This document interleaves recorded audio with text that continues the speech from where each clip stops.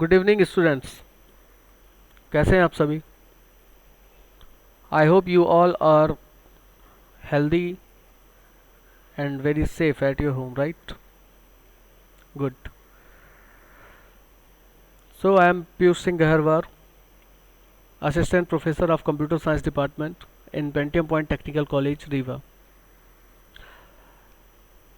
उम्मीद करता हूँ स्टूडेंट्स कि आप सभी के लिए जो कॉलेज मैनेजमेंट की ओर से और एमपी हायर एजुकेशन की तरफ से जो ये मुहिम चलाई गई है, जो ये एक पहल की गई है, जिसके अंतर्गत आप सभी स्टूडेंट्स को टीचर्स के द्वारा ऑनलाइन गाइडेंस दिया जा रहा है।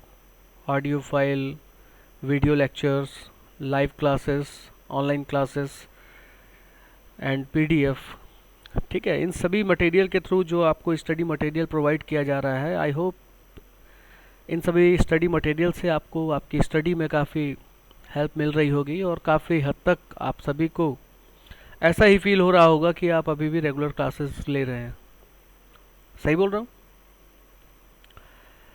बस ज़रूरत है आप इन सभी स्टडी मटेरियल को रेगुलर स्टडी करते रहें, ठीक है, ताकि आपकी जो कंटिन्यूटी है वो बिगड़ने ना पाए। ओके देन, लास्ट लेक्चर में हमने देखा था विजुअल बेसिक एंड एएसपी का जो लास्ट लेक्चर था, उसमें हमने एक सर्वर पेज बना करके उसको आईएएस सर्वर की मदद से एग्जीक्यूट कराया था। ठीक है, और हमने देखा था कि किस तरह से सर्वर पेज को किसी भी वेब ब्राउज़र पर हम ओपन करते हैं एड्रेस बार के थ्रू, ना कि ओपन में जाकर। सो आज के इस ऑनलाइन क्लास में हम देखेंगे कि किस तरह से किसी वेरिएबल को यूज़ किया जाता है सर्वर प्रोग्राम में, राइट?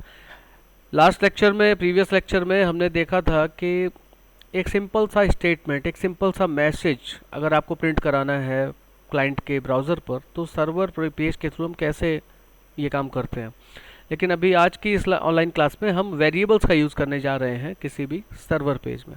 ओके, तो सबसे पहले तो नोटपैड ओपन करेंगे, लेकिन नोटपैड को ओपन करने का तरीका क्या होना चाहिए ये मैंने कल के वीडियो लेक्चर में, लाइव क्लास में आपको बताया था कि आप डायरेक्टली नोटपैड को ओपन नहीं करेंगे। इस पर आप राइट क्लिक करेंगे, देन जो सेकंड ऑप्शन पॉपअप मेनू में आता है, that is run as administrator. Click on this, then you will get a dialog box.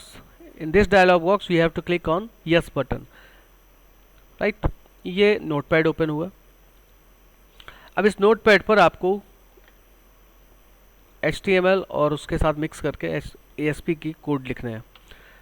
तो यहाँ हमने स्टार्ट किया HTML head tag and title tag. यहाँ पर हमने टाइटल दे दिया यूजिंग वेरिएबल्स।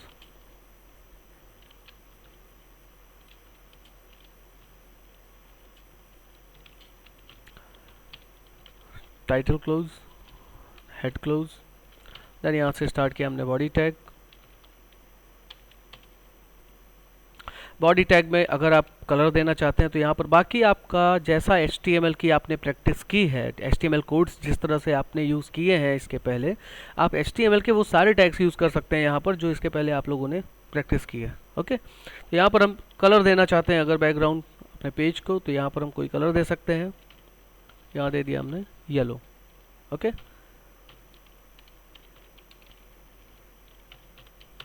देन अब यहाँ से हमने स्टार्ट किया डेलीमीटर। डेलीमीटर स्टार्ट किया, इट मीन्स कि अब हम लिखने वाले हैं ASP का कोड।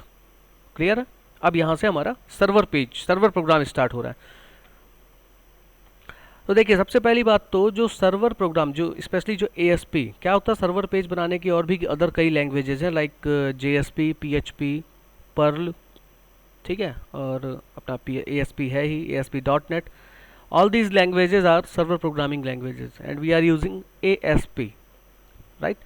तो ASP की कोडिंग जो हम करते हैं, जो सर्वर प्रोग्राम लिखते हैं, इसमें एक्चुअली VB स्क्रिप्ट यूज़ होती है। ठीक है, आप लोगों ने जावा स्क्रिप्ट पढ़ा होगा लास्ट ईयर। तो जावा स्क्रिप्ट के जो कोड्स होते हैं वो काफ़ी कुछ मैच करते हैं जावा प्रोग्रामिंग से। इसी तरह जो VB स्क्रिप्ट होती है, इसके काफ़ी कुछ जो कोड्स होते हैं वो मैच करते हैं विजुअल बेसिक 6.0 के कोड से। और जैसा कि विजुअल बेसिक आप सभी पढ़ चुके हैं, तो आई होप VB स्क्रिप्ट आपको काफ़ी जल्दी समझ में आएगी। अब यहाँ पर हमने ये स्टार्ट कर दिया डेलीमीटर। अब यहाँ पर हमें कुछ वेरिएबल्स डिफाइन करना है, राइट। तो ये जैसा विजुअल बेसिक में वेरिएबल डिफाइन करते थे, यहाँ पर भी वेरिएबल डिफाइन करने का तरीका वही होगा। यहाँ पर हम लिखेंगे डिम। याद होगा विजुअल बेसिक में हम वेरिएबल कैसे डिफाइन करते थे, डिम ए एज इंटीजर। अगर आपको कोई इंटीजर वेरिएबल डिफाइन करना है then you have to type dim a as integer. यहाँ पर हम लिखते हैं ओनली डिम ए, ठीक है। क्या होता है, ये एक सर्वर प्रोग्रामिंग है, ठीक है। और सर्वर प्रोग्रामिंग में कभी भी वेरिएबल का data type, specially VB script में जो हम कोड लिखते हैं, इसमें हमको किसी वेरिएबल को डिफाइन करते समय उसका जो डाटा टाइप होता है वो हमको डिक्लेयर करने की आवश्यकता नहीं होती है। क्यों? इसमें क्या होता है, आप आगे चलकर प्रोग्राम में ए में जिस टाइप की वैल्यू असाइन करोगे, ये ऑटोमेटिकली उसी डाटा टाइप में कन्वर्ट कर लेता है अपने आप को, ठीक है। तो यहाँ पर हमने 3 वेरिएबल्स डिफाइन किए, dim a and b and c, right. यह हमने ए को वैल्यू दे दिया 20, बी इक्वल टू 40। देन यहाँ लिखा हमने C equal to A multiply B, right. C में आ गया दोनों का मल्टीप्लिकेशन। देन इस मल्टीप्लिकेशन को हमें प्रिंट करना है। तो आपको ध्यान होगा प्रीवियस लेक्चर में, प्रीवियस ऑनलाइन जो क्लास थी हमारी कल वाली, उसमें हमने ASP में प्रिंट करने के लिए कौन सा मेथड यूज़ किया था, कौन सा फंक्शन यूज़ किया था, ध्यान है, रेस्पॉन्स डॉट राइट। इसके अंदर अगर मैसेज लिखना है तो उसको हम डबल कोट के अंदर लिखेंगे। यहाँ पर हमने सपोज एक मैसेज दे दिया, मल्टीप्लिकेशन इक्वल टू, ठीक है। So this is the message. अब इसके बाद हमें प्रिंट क्या करना है, जो मल्टीप्लिकेशन हमारा आ रहा है, आउटपुट जो रिजल्ट आ रहा है वो किस वेरिएबल में आ रहा है, सी में। यहाँ पर हमें सी प्रिंट करना है, सी प्रिंट किया। अब याद करिए विजुअल बेसिक में जब हम मैसेज प्रिंट करते थे और वेरिएबल प्रिंट करते थे, तो दोनों के बीच में कंबाइन करने के लिए क्या लिखते थे, ध्यान है, एम्परसेंट, राइट। तो यहाँ पर हमने एम्परसेंट लगा दिया, क्लियर है। अब इसके बाद एंटर, देन हमने इसको किया क्लोज। यहां से हमारा सर्वर प्रोग्राम क्लोज हो गया। अब इसके बाद यहां पर हमने क्लोज कर दिया बॉडी टैग, देन क्लोज कर दिया HTML टैग, क्लियर। अब इस पेज को हमने किया सेव। याद होगा ASP पेज को कहां सेव करते हैं, सी के अंदर inetpub www root। तब यहाँ पर हम ASP पेज को .asp एक्सटेंशन के साथ सेव करेंगे। यहाँ हमने लिख दिया m2.asp, सेव किया। देन अब हम ब्राउज़र ओपन करेंगे। ये हमने ब्राउज़र ओपन किया। कल हमने एक्सप्लोरर का यूज़ करके देखा था, एक्सप्लोरर ब्राउज़र पर एग्जीक्यूट किया था अपने सर्वर पेज को। आज हम यूज़ करते हैं Google Chrome. So at first local host type किया, क्या आ रहा है, ठीक है, ये अपना मेन सर्वर पेज हो गया। इसके अंदर m2.asp नाम का हमारा सर्वर पेज है। यहाँ पर हमने टाइप किया m2.asp, ये आ गया answer. Multiplication equal to 800, right. कैसे आया, ये प्रोग्राम था हमारा। हमने a की वैल्यू दिया था 20 एंड b की वैल्यू दिया था 40, दोनों को मल्टीप्लाई किया यानी 20 इंटू 40। तो सी में आंसर क्या आया, 800। उसी को हमने प्रिंट कराया, तो ये आपको मल्टीप्लिकेशन इक्वल टू 800 मिला। अब देखिए इसमें एक जो सबसे ज़रूरी और जानने लायक बात है वो क्या है, ये जो आपका पेज है ये क्या है, ये सर्वर पेज है, क्लियर। ये स्टोर कहाँ पर रहता है, सर्वर पेज सिचुएटेड कहाँ पर होता है, सर्वर पर, ठीक है। और ये एग्जीक्यूट कहाँ पर हो रहा है, यहाँ वेब ब्राउज़र पर। वेब ब्राउज़र किसके कंप्यूटर पे होता है, क्लाइंट के। बात समझ में आ रही है, क्लाइंट अलग कंप्यूटर है, सर्वर अलग कंप्यूटर है। यहाँ पर बात अलग है कि प्रैक्टिस के लिए हमने दोनों एक ही कंप्यूटर पे बना रखा है, ठीक है, क्योंकि हमें प्रैक्टिस करनी है, सीखना है। बट नॉर्मली क्या होता है, जब क्लाइंट सर्वर आर्किटेक्चर होता है तो लाखों कंप्यूटर होते हैं, एक सर्वर होता है उससे कनेक्टेड लाखों कंप्यूटर होते हैं।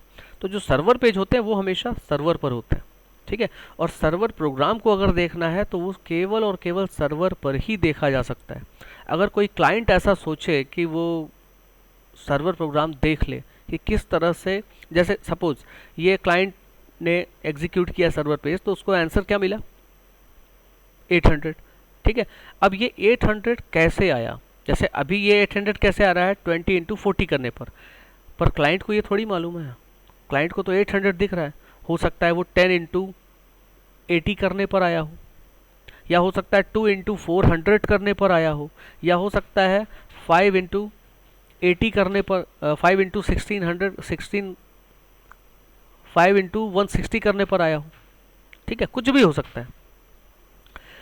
तो अगर क्लाइंट सोचे कि हम भी पता लगा लें कि ये 800 जो आंसर आया वो कैसे आया, तो वो क्या करेगा, नॉर्मली जब HTML का पेज होता है उसका अगर हम सोर्स कोड देखना चाहते हैं तो हम कहाँ जाते हैं, राइट क्लिक किया, यहाँ पर लिखा हुआ व्यू पेज सोर्स, ठीक है। तो अगर आप ये सोचो कि ये हम पता कर लें सोर्स कोड में जा कर के कि ये 800 कैसे आया, तो अगर आप डायरेक्टली इसका सोर्स कोड अगर कोई क्लाइंट देखेगा तो उसको देखिए क्या दिख रहा है, सी